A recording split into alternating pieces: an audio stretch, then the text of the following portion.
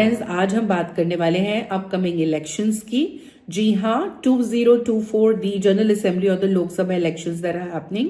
Specifically हम BJP का horoscope study करेंगे और पार्टी हॉरोस्कोप से देखेंगे कि उस हॉरोस्कोप के क्या पॉजिटिव पॉइंट्स हैं और आने वाले इलेक्शन में उनके जीतने के क्या चांसेस हैं। थोड़ा सा पार्टी की बिगिनिंग और हिस्ट्री के बारे में और जर्नी के बारे में भी स्टडी करेंगे। तो सबसे पहले मैं आपको बीजेपी का हॉरोस्कोप दिखाऊंगी। जैसे मैंने अपने प्रीवियस एस्ट्रोलॉजिकल वीडियोस में आपको बताया है कि मेदनी या कि मंडेन एस्ट्रोलॉजी एक एस्ट्रोलॉजी का ऐसा फील्ड है जो इन सब प्रिडिक्शंस हमारे इंडिया के पॉलिटिक्स में और रेवेन्यू में क्या होगा, क्लाइमेटिक कंडीशंस में उनकी प्रिडिक्शंस के लिए मंडेन एस्ट्रोलॉजी यूज की जाती है। तो देखिए, यूं तो इसमें जो लीडरशिप है उनका भी चार्ट देखा जाता है, तो इस केस में नरेंद्र मोदी जी का भी चार्ट देखा जाता है और बीजेपी पार्टी का भी देखा जाता है। बट इस वीडियो को बिकॉज एक बहुत ज्यादा लेंथ का नहीं बना सकते, तो हम यहाँ पर ऑलरेडी इलेक्शंस के कुछ बेसिक, बीजेपी का हॉरोस्कोप और आने वाली दशा, विंशोत्तरी दशा के हिसाब से बताएंगे कि कितने चांसेस हैं। और फिर अगर आपका पॉजिटिव रिस्पॉन्स आएगा and we'll get lot of feedback and inputs, then we'll do other videos we can probably do for Congress and other parties also to study as a case study their horoscope only. So first of all, let me first go ahead and show you the BJP horoscope, जिसका birthday 1986 अप्रैल को माना जाता है। Time जो है 11:45 और place जो है वो न्यू दिल्ली लिया जाता है। तो ये जो है हमारी बीजेपी का हॉरोस्कोप है। तो जैसे आप देख रहे हैं, जेमिनी यानी कि मिथुन लग्न की एक कुंडली है और राशि स्कॉर्पियो है, क्योंकि मून जो है वो स्कॉर्पियो में है। चंद्र राशि, सन राशि की अगर हम बात करें तो सन का है पाइसेस में है, तो दैट इज योर सन राशि। प्लैनेट्स हम क्विकली स्टडी करेंगे। तो थर्ड हाउस में चार प्लैनेट्स हमारे बैठे हैं, युक्ति बना रहे हैं कंजंक्शन में। उन चार में से दो प्लैनेट्स जो हैं वो वक्री हैं। जी हाँ, रेट्रोग्रेड में है। और रेट्रोग्रेड में सैटर्न और जुपिटर, गुरु और शनि, जिनका सबसे ज्यादा प्रभाव होता है, वही दोनों ग्रह वक्री में है। जुपिटर सैटर्न रेट्रोग्रेड में है। उसके साथ हमारे पास मंगल और राहु, मार्स और राहु है थर्ड हाउस में। सिक्स्थ हाउस में आप देख रहे हैं मून है जो डिब्लीटेड है, नीच का मून है, लेकिन नीच जो है वो भंग हो रहा है, वो आगे हम स्टडी करेंगे। उसके बाद नाइन्थ हाउस में हमारा मर्करी, बुध और केतु है। 10th हाउस में सूर्य सन है और 12th हाउस में शुक्र वीनस है, जो बहुत अच्छा है इंटरनेशनल रिकग्निशन, इंटरनेशनल फेम के लिए जो हो रहा है। तो ये बीजेपी की कुंडली है, मैंने जो आपको दिखाई है। नरेंद्र मोदी जी की भी कुंडली साथ में रखी जाती है, स्टडी की जाती है इलेक्शन की प्रिडिक्शन के लिए। अभी के लिए पार्टी का हॉरोस्कोप मैंने आपको दिखाया। इलेक्शन के बारे में मोटा मोटा हम जानते हैं कि फरवरी के बाद मार्च अप्रैल में इलेक्शंस जो है टेंटेटिवली शुरू हो जाएंगे 2024 में। और जो 16th लोकसभा है सेशन वो एंड होगा 17th, आई एम सॉरी, और ये 18th लोकसभा के इलेक्शंस होंगे। टोटल इसमें 543 मेंबर्स जो हैं वो सिलेक्ट किए जाएंगे लोकसभा के। नेशनल पार्टीज आप जानते हैं इसमें कौन कौन सी खड़ी हो रही हैं, साथ में बहुत सारी पार्टीज हैं। अगर कुछ हमें नेम करना हो तो बीजेपी के अलावा हमारी Indian National Congress, Communist Party of India, Bahujan Samaj Party, national peoples party, आम आदमी पार्टी, एंड देन और भी बहुत सारी पार्टीज हैं। बहुजन समाज पार्टी मैंने लिस्ट बनाकर रखी है यहाँ पर, Biju Janata Dal, Shiromani Akali Dal, Telugu Desam Party, Goa Forward Party, Janasena Party. So like that there lot of them. Okay, so अब हम आते हैं बीजेपी के ऊपर। थोड़ा सा हम उसके हिस्ट्री को भी जान लेते हैं। देखिए, जब बीजेपी की जो जड़ें हैं, जो रूट्स हैं, वो आई आरएसएस से या संघ परिवार से, जिनका फोकस हमारा हमेशा से रहा रिवाइवल ऑफ हिंदुत्व, है ना, जो कि अभी बहुत एविडेंट है। सो मेन आइडिया वही रहा था।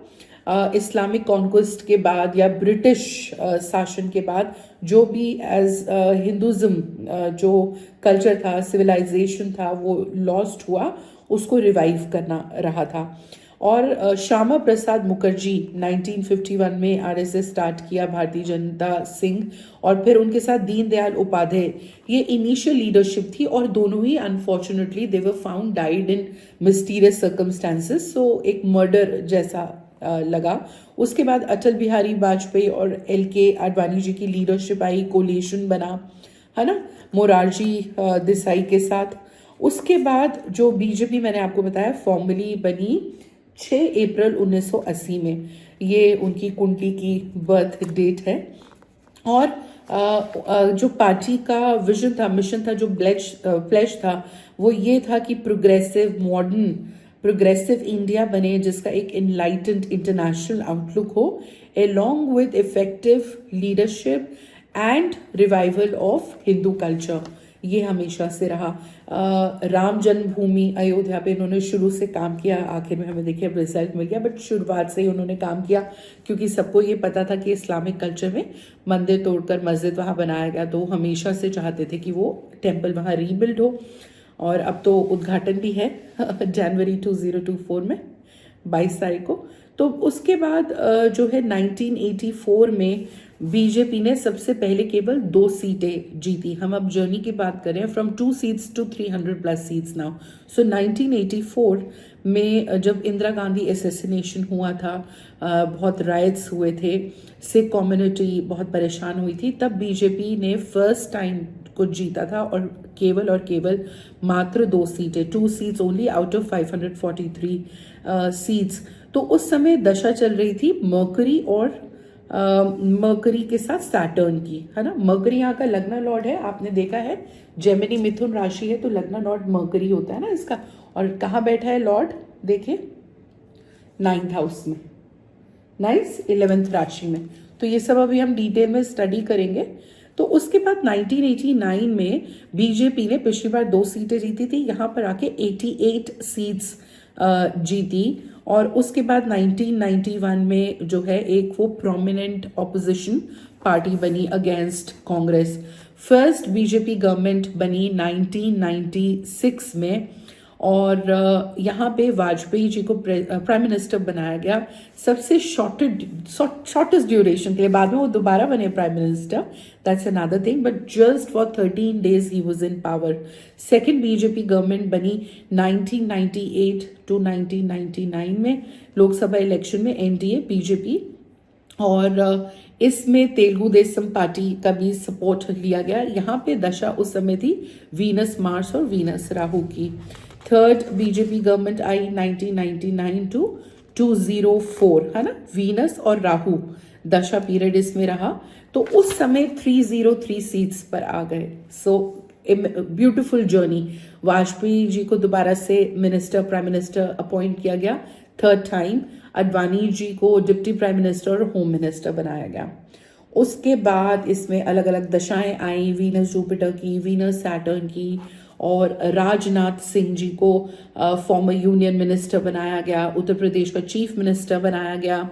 और उनके साथ साथ कुछ चीफ मिनिस्टर्स जैसे कि उमा भारती मध्य प्रदेश से, बाबूलाल झारखंड से, मदन लाल खुराना दिल्ली से, ये सब बीजेपी को छोड़कर इन्होंने अपनी अपनी पार्टीज बना ली। ये जो लोग हैं प्रोमिनेंट लीडर्स थे, ये अलग हो गए। उसके बाद वीनस मर्करी की दशाई, फिर ये आगे आगे चलता रहा। अब हम जो प्रेजेंट की बात करें, जुलाई 2022 से 2024 अभी प्रेजेंट में, फरवरी 2024 तक मून में, चंद्रमा में सैटर्न यानी कि शनि की दशा चल रही है। तो सारी तैयारियां चल रही हैं। जो शनि जो है स्टेबिलिटी देंगे, जनता के साथ जुड़ना।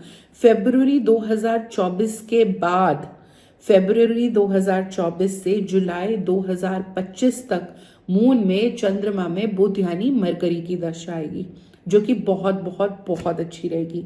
अब हम वापस जो है बीजेपी के चार्ट में आते हैं फटाफट।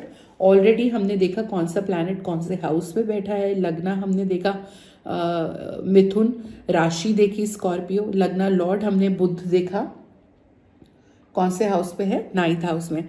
अब इसमें जो ब्यूटीफुल बातें हैं और आने वाले इलेक्शन में बीजेपी के क्या चांसेस है उसको हमें रिलेट करना है।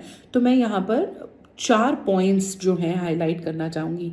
सबसे पहले ये कि जो लगना है जेमिनाई मिथुन है, उनका लॉर्ड मर्करी 9th हाउस में, जो हमने कई बार डिस्कस किया, ये बहुत पॉजिटिव होता है।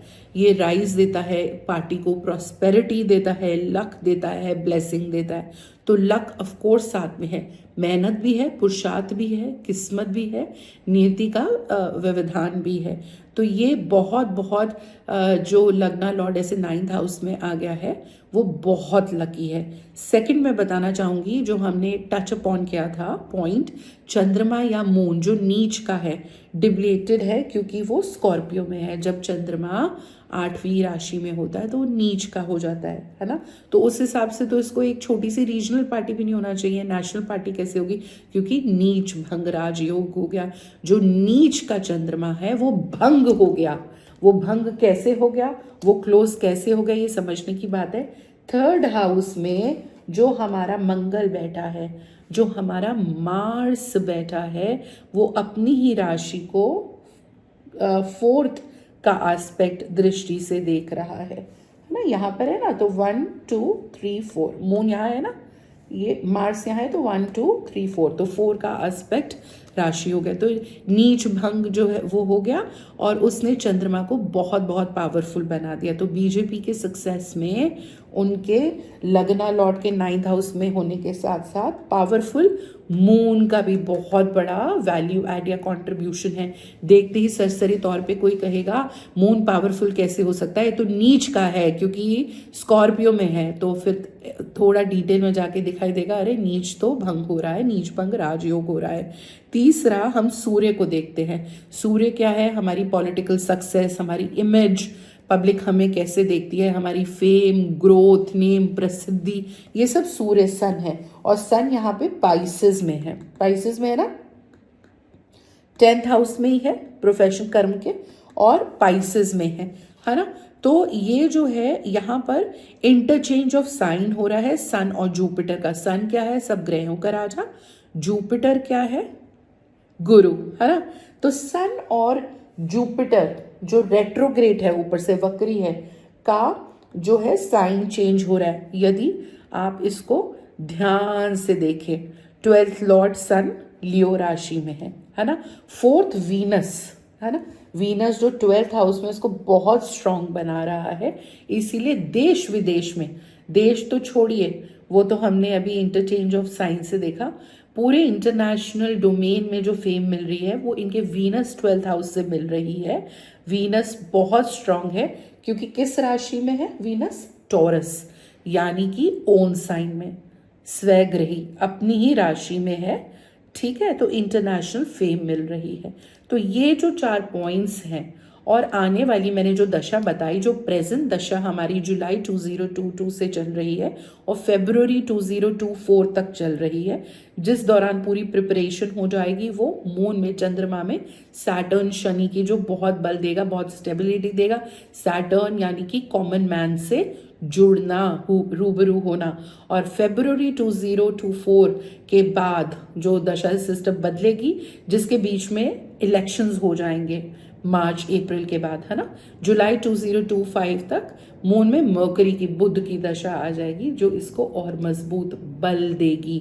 तो मेरे हिसाब से, और इसके अलावा इस वीडियो में तो हमने मोदी जी की कुंडली डिस्कस नहीं की, जैसे मैंने बताया क्या क्या डिस्कस करें, तो हमने सिर्फ पार्टी की कुंडली डिस्कस करी, लेकिन हमने अलग से नरेंद्र मोदी जी की भी, और अमित शाह जी की, और योगी जी की, जो प्रोमिनेंट लीडर्स है, सबकी कुंडली मिला के एक कॉम्प्रहेंसिव अप्रोच 360 डिग्री पार्टी की कुंडली और प्रोमिनेंट लीडर्स सबकी कुंडली को मिला के जब स्टडी किया, तो ये हमारा दावा है कि आने वाले इलेक्शन में 100% सेंट ऑन सेंट बीजेपी ही पावर में आएगी, और पहले से ज़्यादा सीटों में पावर में आएगी। 2 सीटों से शुरू होकर 300+ क्रॉस कर गई वो पार्टी, इतनी पुरानी पार्टी, स्ट्रॉन्ग पार्टी। तो आने वाला वक्त उन्हीं का है। एंड कोई भी क्वेश्चन हो तो आप कमेंट में छोड़ सकते हैं, और आप ऐसे और भी अलग अलग पार्टीज़ के कुंडलीज चाहते हैं या कुछ और चाहते हैं नॉलेज शेयरिंग, तो ज़रूर बताएं, हम वो भी वीडियोस बनाएंगे। और अगर ये वीडियो अच्छा लगे तो लाइक करें और ज़्यादा से ज़्यादा लोगों के साथ शेयर करें, because sharing is caring and knowledge is empowering. Thank you so much for your precious time and watching our video. We love you all. नमस्कार.